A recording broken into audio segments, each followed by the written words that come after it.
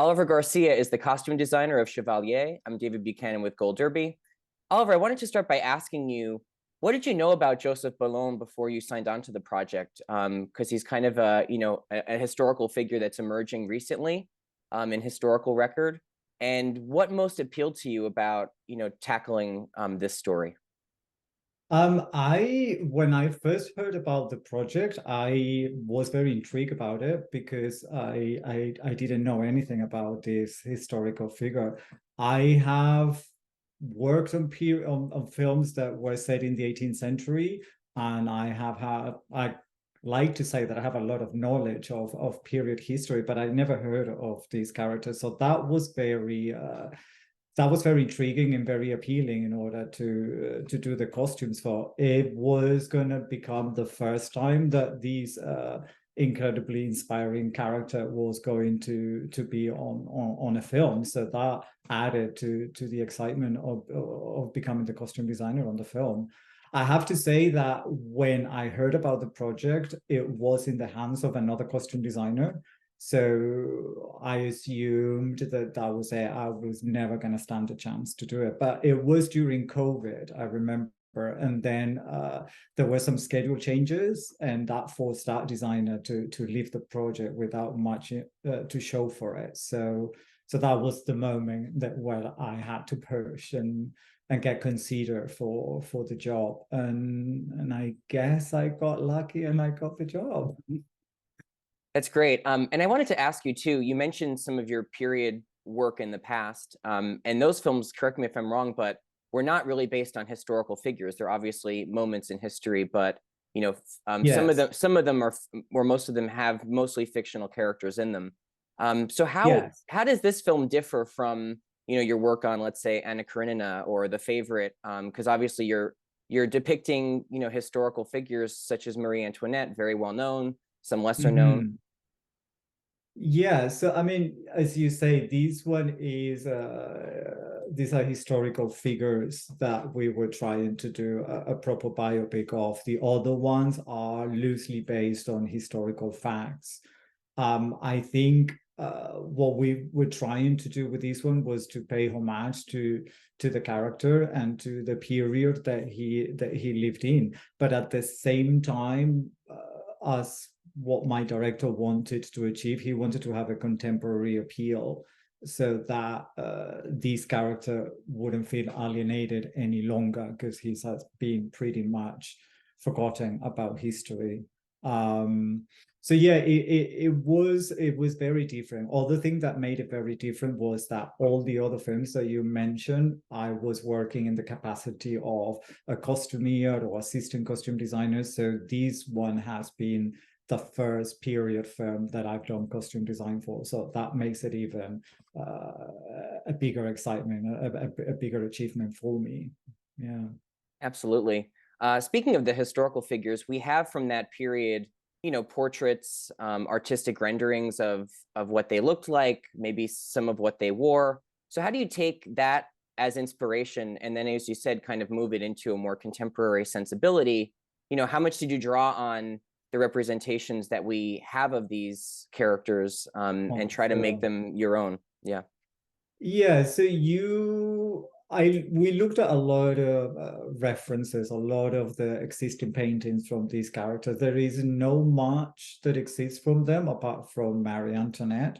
There's certainly not much about Joseph Bologne, the Chevalier. So you do look at the research that you find, and you try to be as accurate, historically accurate as you possibly can. I mean, I respected the silhouettes that they wear. We try to recreate the construction techniques as close as we could understand them. I mean, these are clothes that were made almost 250 years ago, but there is a lot of information that you can get your hands on, and there is always a lot of existing garments that you can look at and you can analyze. So historical accuracy is quite important to me, and all costume designers try to respect that, and I'd like to say that I did that on this film. And then you still have to bring it into the 21st century. You still want to have a contemporary flavor to everything that you do, so it has a little bit more relevance now. And the way that I channeled that contemporariness into it was by, I guess it was by the use of color and by almost like I did this job and I was thinking that I was a designer in the 18th century, but I had like the arsenal of knowledge and the techniques and the sensibility that a contemporary fashion designer would have. So I sort of tried to channel this minimalism, a luxury, and sort of to the costumes. Yeah. Yeah, I wanted to ask you about color next, which is what you were just talking about, because for the predominant part of the film, Joseph is in blues, either powder blues, royal blues, just beautiful, beautiful work. What is it about that color palette that really worked for Joseph when you were kind of first thinking about what he would be wearing throughout much of the film? Why blues in those tones? Why blue? There's various reasons why there is blue. First of all, it's historically noted that Marie Antoinette was very fond of blue. So it was probably a color that was very common in the society and the upper class that was around the queen, her courtiers. So it made storytelling sense to use that color for Joseph. I also wanted to say that he was a man that was very sure of who he was, that he understood the power of dressing, and that he was smart enough to understand that by what you wear, you can say a lot and you can influence people around you. So I just wanted to stress that he conformed with the norm in order to be accepted in those in that society that otherwise they would have rejected him. They would be very prejudiced and very racial, racist type of society. So that was the main reason. I think by him adopting that color, it sort of allows him an entry into this society, and he succeeds. He ends up having a lot of success and a lot of acceptance and recognition. So that's one of the reasons. And he also looks stunning on Kelvin's key coloring. So yeah. Yeah, I wanted to ask you about working with Kelvin too, especially because this is an incredibly physical role. I mean, those performances, on stage are incredibly physical. There's obviously scenes of fencing, so a lot of activity.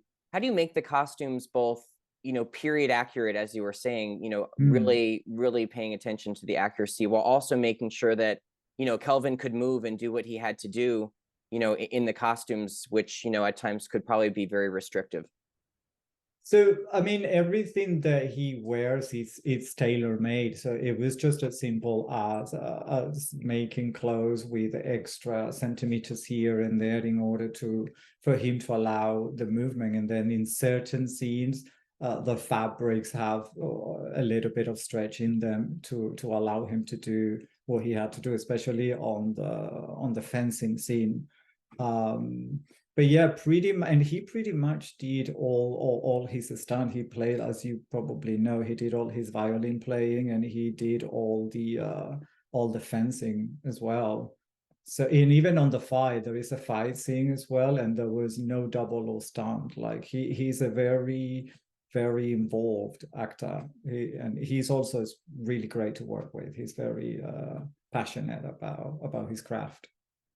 Yeah, that's incredible. I want to talk about other characters as well, including Marie Josephine, because to my eye, and I certainly don't have an expert eye, but it seems like compared to many of the other characters in the film, she's really wearing a lot more patterns. There's a lot more kind of combination of color.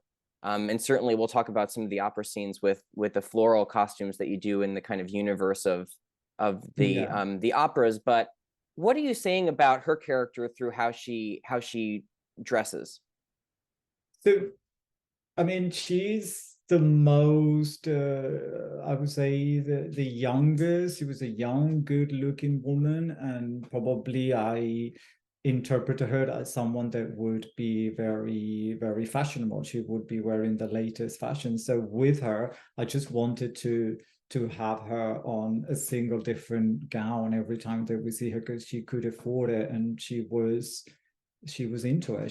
She liked the fashion. So that is from the point of view of the shapes of the costume, but then there is as well a story in the colors that she wears, and all the colors were specifically allocated according to what the character was going through, from the yellow that you see at the beginning to the little flowers that start appearing on the white dress with the crisscross flowers, that then those flowers grow into being bigger and more of them when we come to the opera. So they all represent sort of certain, like the yellow, for example, is like optimism, is like this hope that she would become the leading lady of his opera.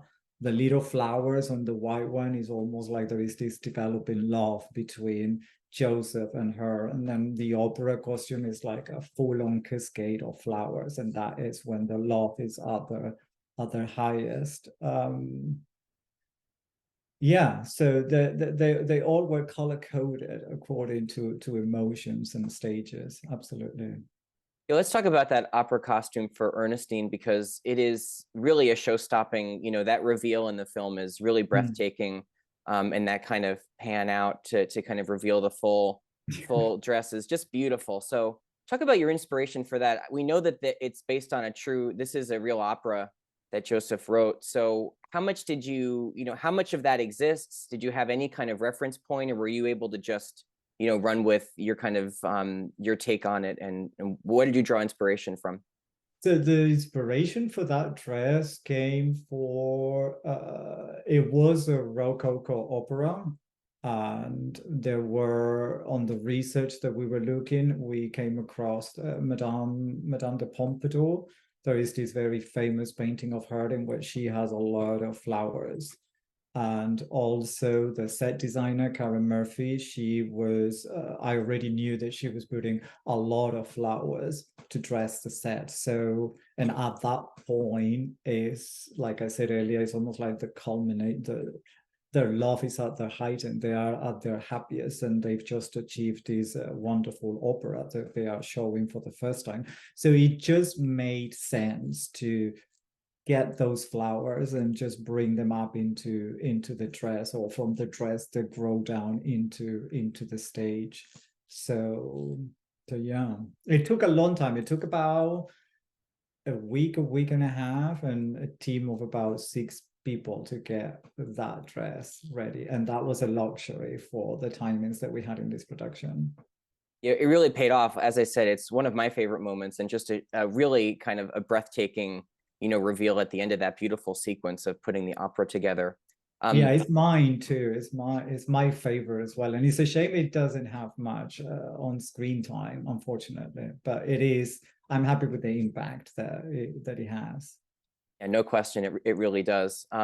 After Joseph kind of is rejected, doesn't get the position that we've been seeing him strive for throughout the film, he seems to kind of move towards greens and kind of dark green, forest green in some of those later scenes. I wanted to ask you about the intention behind that, because it really, as I was watching it, really stood out to me as a dramatic shift in how he's dressing. So what was the idea behind that?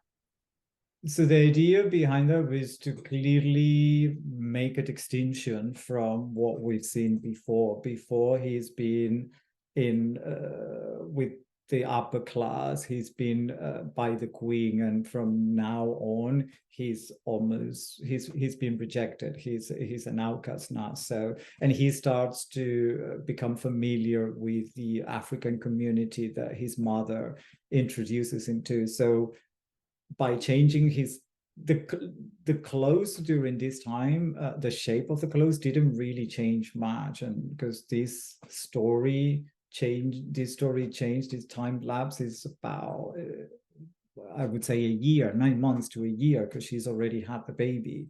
And so the only way for me to make a distinction was by changing the color and relaxing the silhouette a little bit.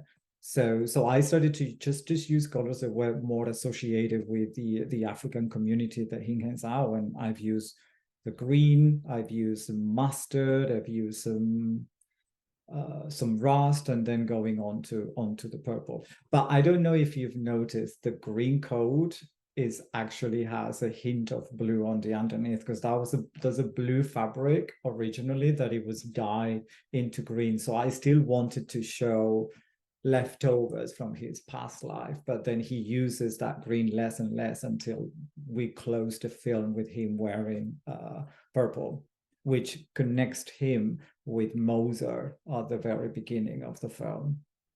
I love that detail. No, I didn't catch that, but when I rewatch, I'll look for that. That's a wonderful kind of transitional idea. Yeah, because I wanted to connect him with Moser in the way that historians don't connect them enough. I think they are not talked about in relation to each other, and I think they would have met in Paris and they would have influenced each other. So that was for me the way to stress their connection. And that's why the opening scene of the film is so exciting and powerful, to see them, playing together and kind of dueling on stage. That's really exciting. Yeah, it's a fictional scene, but it's very powerful. It just sets the mood of the film. I also wanted to ask you before I let you go about, kind of designing and costuming the beginning of the French Revolution, which we see kind of in the final few scenes of the film, especially working with so many background performers. What is that task like, to make sure, once again, you're period accurate, but obviously depicting a different class than we've spent most of the film with, and also just making sure that, all of your background performers are, looking their best, because these are really big, not only in the concert hall, but also out in the streets too. A lot of work. It is indeed a lot of work. It was a lot of we had a considerable good amount of time to fit all these extras, and I have to say, because we did this film in Prague, the type of faces, the type of extras that are there are very interesting looking faces. So they're real characters, the people that do that job over there.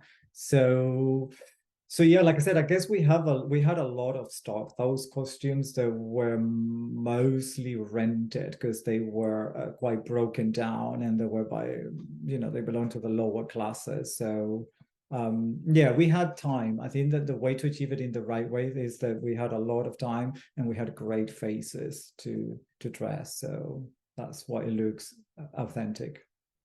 Yeah. Oliver, congratulations on Chevalier. Thank you so much for talking to Gold Derby today. Thank you so much. Thank you. Bye-bye.